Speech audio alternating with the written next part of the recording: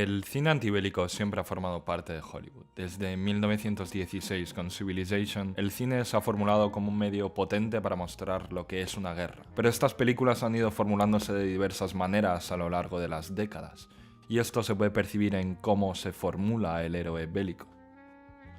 Empecemos en 1971 con Johnny cogió su fusil. En esta película tenemos la historia de Joe, que tras una explosión de un proyectil en la Primera Guerra Mundial se encuentra en un estado de coma, ciego y desmembrado. Lo llevan a un hospital donde creen que es inconsciente, pero resulta que es muy consciente de su situación. Mediante flashbacks y onirismo vamos conociendo a este personaje, que podría ser un joven americano cualquiera, que sigue los valores familiares, el amor, tiene cierto humor, una energía que se ve contrastada con el blanco y negro de su realidad actual causado por la guerra. Al conocer el personaje, sus planes con su novia, su relación con su familia, vemos que Joe llevaba antes de la guerra una vida casi perfecta. Es esa guerra la que le ha arrebatado todo eso. Y lo peor es que no es que sea con la muerte, sino que él mismo es consciente de su situación y de cómo esta situación le imposibilita. Aquello es lo que hace que también la película sea dura. Él es consciente, incapaz de vivir su vida que anhela, pero también incapaz de morir. Su sufrimiento es físico, su pasado y su futuro se ven anulados por un impedimento corporal, y aquello afecta a su psicología. Pero Joe sigue manteniendo un humanismo, su pensamiento es lógico, sigue emocionado por el sol y la enfermera que le cuida, pero es incapaz de hacer nada al respecto.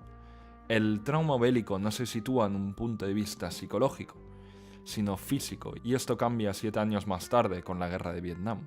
Con Vietnam la sociedad se da cuenta que la guerra no solo aporta un daño físico de muerte, sino también desata traumatismos psicológicos. En El Cazador seguimos la historia de 5 amigos obreros en un pueblo pequeño de Estados Unidos. Son sus últimos momentos juntos. 3 de ellos se van a la guerra sin demasiadas preocupaciones, pero la guerra llega y lo cambia todo.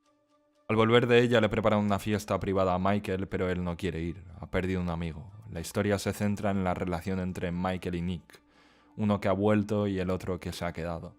Uno que consigue a duras penas volver a la vida normal, cotidiana de ese pueblo en el que sus amigos, sus relaciones, parecen haberse quedado en un estado de espera y de esperanza, pero con cierta ansiedad dentro de ellos, de que en realidad, aunque vuelvan, nada volvería a ser como antes. Luego tenemos a Nick, el que se queda en Vietnam porque su casa ya no es ese pueblo.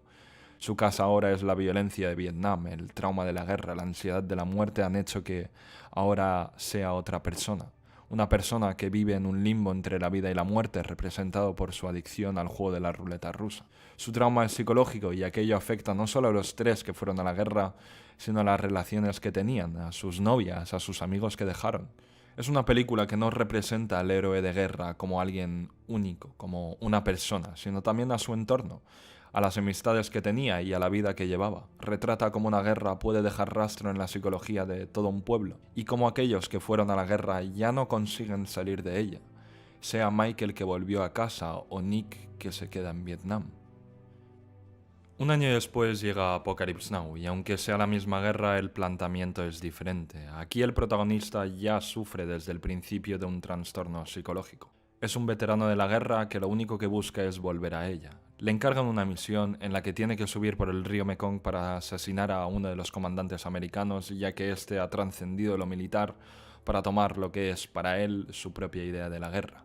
A lo largo de su viaje hacia la misión vemos que su moralidad ya no es aquella en una sociedad occidentalizada, sino que se formula mediante lo que se impone en la guerra, pero él lo lleva aún más lejos. Las propias normas bélicas o la moralidad bélica, como por ejemplo matar a los enemigos pero luego llevar a alguno de ellos que está herido al hospital, le parecen soberanamente hipócritas.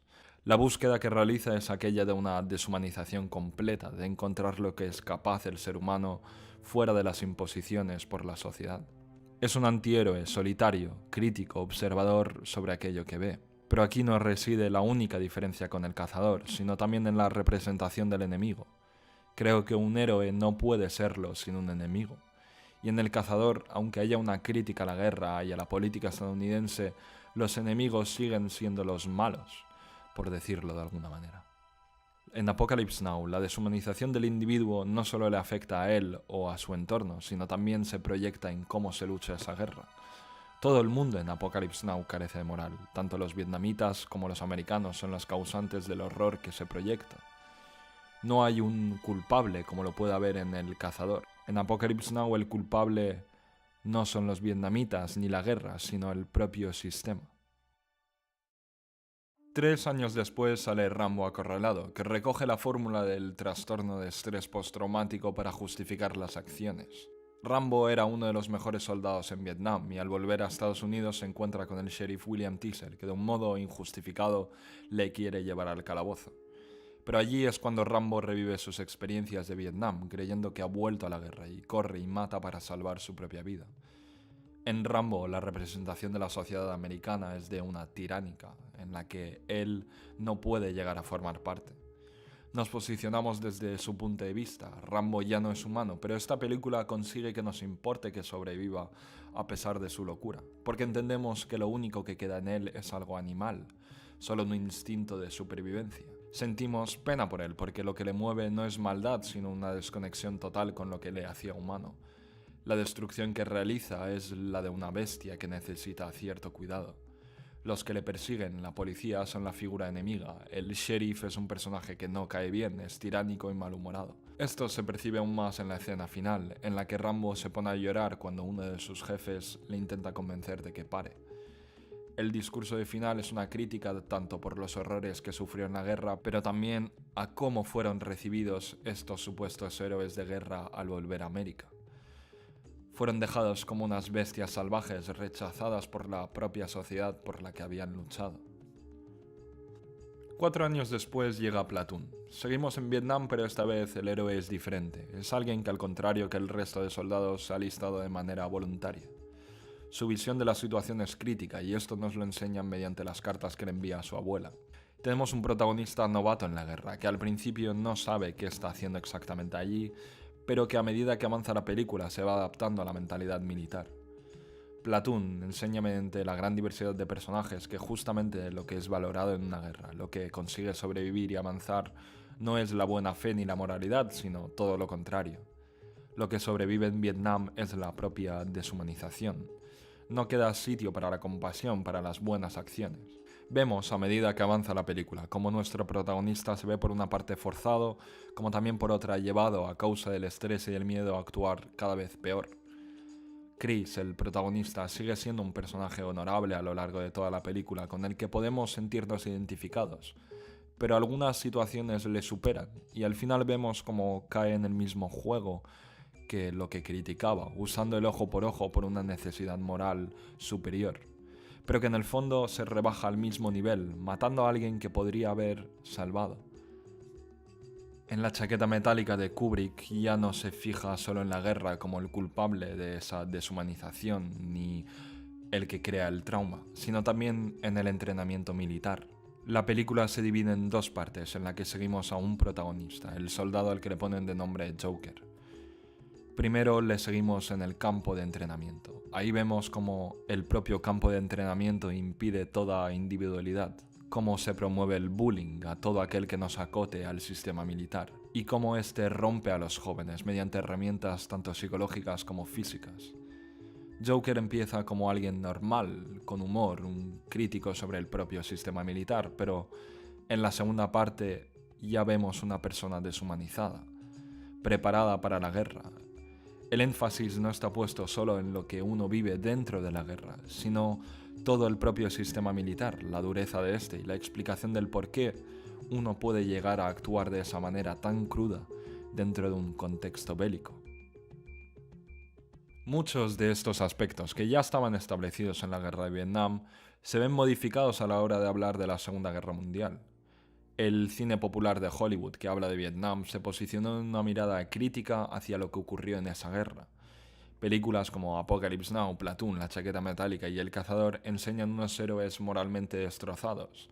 Héroes que se convierten en antihéroes o directamente protagonistas que no tienen ninguna moralidad. Los vietnamitas suelen ser representados como seres humanos y las acciones de los americanos no siempre son justificadas desde un punto de vista moral. Con Salvar al soldado Ryan esto cambia, principalmente porque es otra guerra, una guerra que ganaron. La guerra de Vietnam provocó una crisis porque fue un fracaso en todos los aspectos.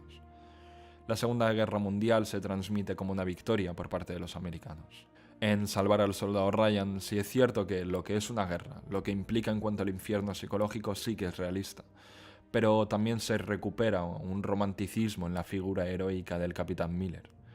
La propuesta es contraria, va desde el ser deshumanizado a alguien que se abre a los demás como humano.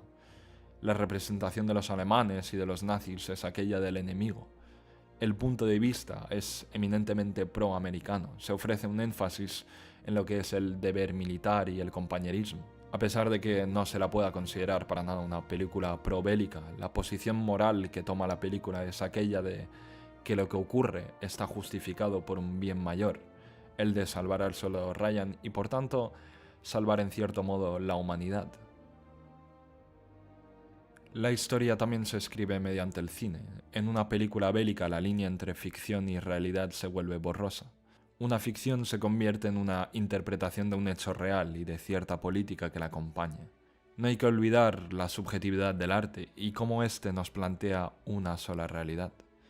Es necesario comparar, observar, ver, leer sobre la guerra desde diferentes puntos de vista, porque si solo escuchamos una historia repetida una y otra vez, solo nos quedamos con una sola y única realidad, y eso provoca que el foco solo se sitúe en un lado de la guerra y no en la multiplicidad del individuo.